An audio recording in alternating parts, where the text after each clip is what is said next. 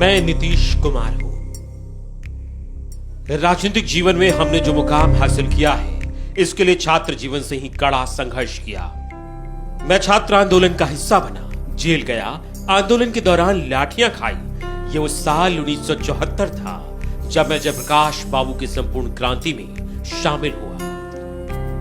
उसी दौरान कुछ और आंदोलनों में शामिल होने के साथ साथ मैं साल 1985 में बिहार विधानसभा के लिए पहली बार चुना गया।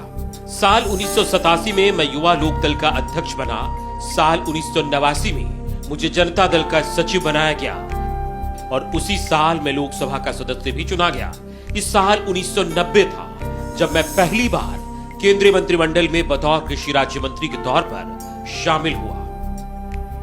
1991 में मैं दूसरी बार लोकसभा के लिए चुना गया और दोबारा जीत के बाद मुझे पार्टी ने जनता दल का राष्ट्रीय सचिव नियुक्त किया।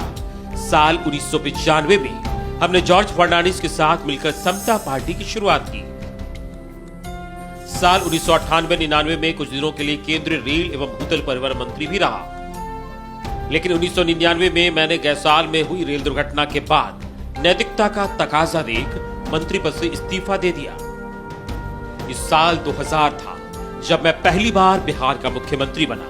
तब मैं समता पार्टी का नेता हुआ करता था। इस चुनाव में भाजपा, जनता दल और समता पार्टी ने साथ मिलकर चुनाव लड़ा था।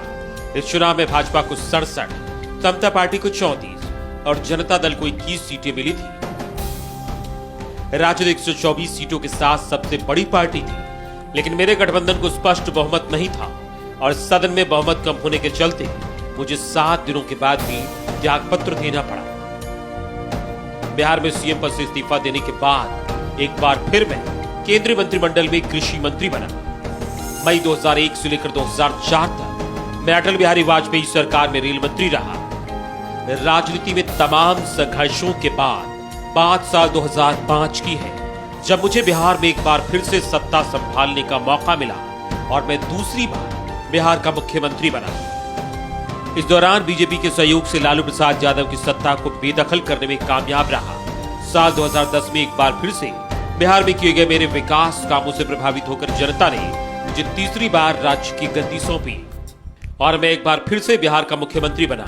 हालांकि साल 2014 में मेरी पार्टी जेडीयू के लोकसभा चुनाव में खराब प्रदर्शन के बाद मैंने सीएम पद से इस्तीफा दे दिया। साल 2015 में मैंने आरजेडी के साथ महागठबंधन बनाकर विधानसभा का चुनाव लड़ा और एक बार फिर से बहुमत पाकर बिहार का सीएम बना। लेकिन मेरी कुछ बुनियादी वसूल है जिसे मैं समझौता नहीं कर सकता। इन वसूलों में से एक भ्रष्टाचार के खिलाफ मेरी जीरो टॉलरेंस की नीति रही है और साल 2017 में आरजेडी के तत्कालीन डिप्टी सीएम तेजस्वी यादव के खिलाफ भ्रष्टाचार का आरोप लगने के बाद मैंने इस्तीफा दे दिया और एक बार फिर से बीजेपी के साथ सरकार बनी और मैं फिर से राज्य का मुख्यमंत्री बना। उसके बाद साल 2020 में राज्य विधानसभा के चुनाव में जेडीयू और बीजेपी ने मिलकर चुनाव लड़ा, लेकिन इस चुनाव ने मेरी अभी तक की सबसे बड़ी राजनीतिक परीक्षा ली और पिछली सरकार में सीएम रहते हुए भी मेरी पार्टी जेडीयू महज 43 सीटें ही जीत पाई। पार्टी की हार से दुखी मैं एक बार फिर राज्य की सत्ता संभालना नहीं चाह रहा था, लेकिन सहयोगी बीजेपी के दबाव में मैंने 7वीं बार राज्य की सत्ता संभाली। साल 2020 से जुलाई 2022 तक बीजेपी के साथ सब कुछ ठीक ठाक चलता रहा। हालांकि बीजेपी नेताओं के कुछ बयानों से मुझे जरूर पीड़ा हुई। सियासत की कुछ एक घटनाओं को छोड़ दिया जाए तो सरकार चल रही थी, लेकिन आरसीपी सिंह के प्रकरण ने मुझे बेहद तकलीफ पहुंचाई। अपनी पार्टी के नेता आरसीपी सिंह से मैं तो दुखी था ही, सहयोगी बीजेपी के बर्ताव ने भी बेहद तकलीफ पहुंचाई। आरसीपी सिंह बिना मेरी राय के केंद्र सरकार में मंत्री पद संभाल लिए। बाद में बीजेपी ने आरसीपी सिंह पर भरोसा जताकर मेरे दल के खिलाफ साजिश भी रचने की कोशिश की। इन सब बातों से परेशान मैंने अपनी पार्टी के विधायक दल की एक बैठक बुलाई। इस बैठक में मौजूद सांसदों और विधायकों ने एक सुर से बीजेपी से राहें जुदा करने की बात कही। विधायकों और सांसदों की राय के बाद मैंने एक बार फिर से बड़ा राजनीतिक कदम उठाया और बीजेपी से नाता तोड़कर एक बार फिर से आरजेडी के साथ महागठबंधन की सत्ता संभाली।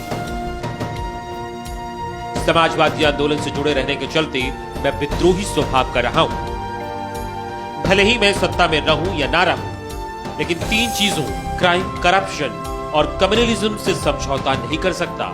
कारण है कि मैं नीतीश कुमार हूं।